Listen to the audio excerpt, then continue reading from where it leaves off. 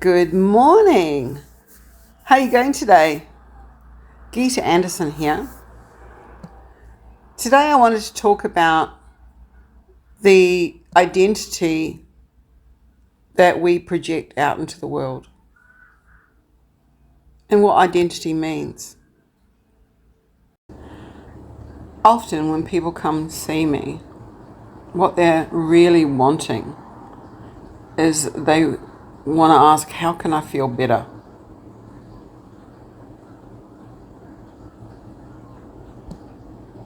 How can I feel safe? This is often what our eyes say that our words may not.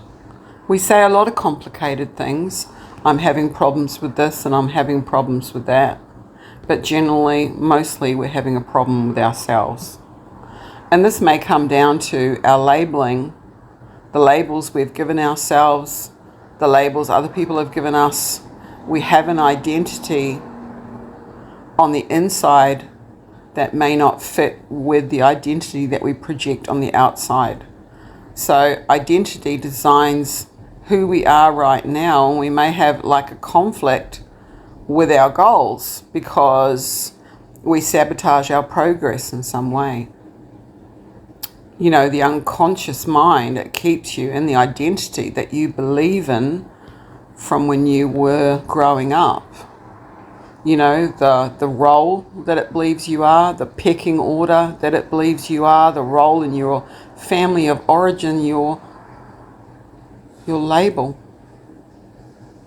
And this could be a label that your siblings have given you, your parents have given you, some adult has given you in a moment of stress, anything like that. And yet we may not be fully aware of what it is. We might know we've got some limiting beliefs, we've got a few triggers, but we may not really know what our self-labels are. And this is where coaching comes in.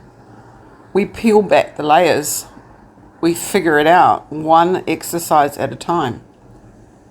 I'll give you a list of some of the exercises I do. Limiting belief exercises, identity label exercises, core wound exercises.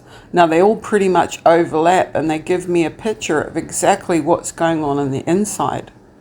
See, the adult mind goes, oh, you know, I'm okay, I'm a pretty good person, I'm getting on with life, I'm doing this and that, you know, I'm not madly in love with myself, but I like myself enough.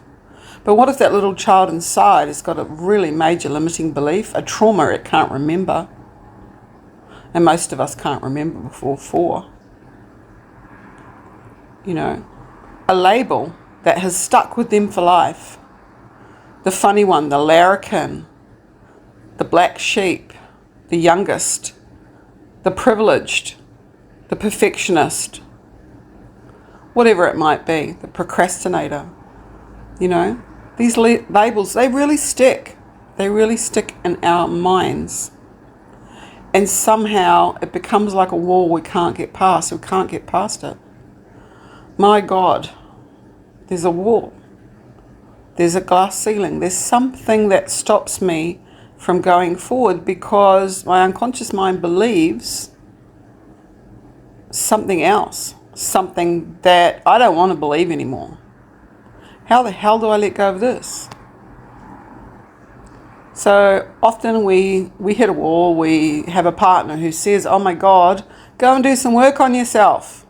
We get angry, we drink too much. We use some coping mechanisms until they no longer work for us. Or something else happens and it is the straw that broke the camel's back. Something pushes us either towards counselling or coaching. We don't want to go. We don't know if it's going to work. But we know something has to change and we don't know how to do it by ourselves. So the programs I'm running at the moment are the Breakthrough program, which is aimed mostly at executives, people who want to progress in their career, but they may have sort of found they've got some limitations. The Developing Man is designed for men, of course, and often they're FIFO workers They work away, they come home, they're struggling to fit into their lives, and all they do is work, and they feel like, is this all there is, and nobody's ever happy with me, and I'm kind of not happy with myself, and my life is going by so fast, and nothing really is great. And then there's the women's empowerment for women.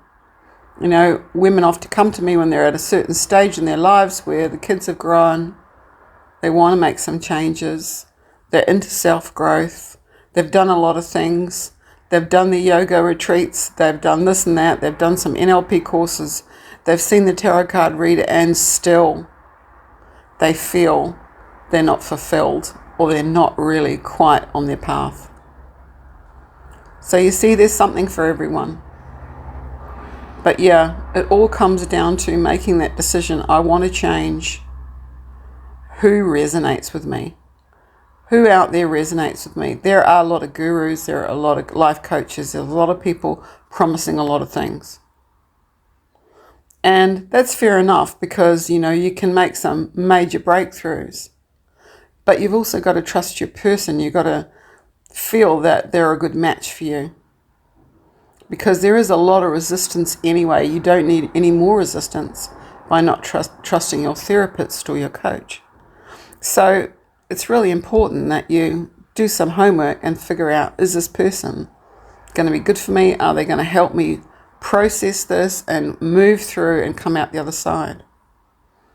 And they have to be experienced. And my God, it's a good idea to get somebody with a bit of life experience, not somebody who's in their 20s. That's a good hint for you. Somebody that has been there, gone through a midlife crisis as well. That's why I became a therapist in the first place. So, think about that. What are the labels that I am projecting out into the world? Do they match my internal labels? What labels might I have that are holding me back and maybe making me either self-sabotage or just go in a direction that isn't even right for me? Some really good questions in there. Okay, so yeah, have an awesome day. Have a think about it. There's lots of things to be reading on GhitaTherapy.com. And yeah, I'm here to help you. Signing off for now. See you later. Bye.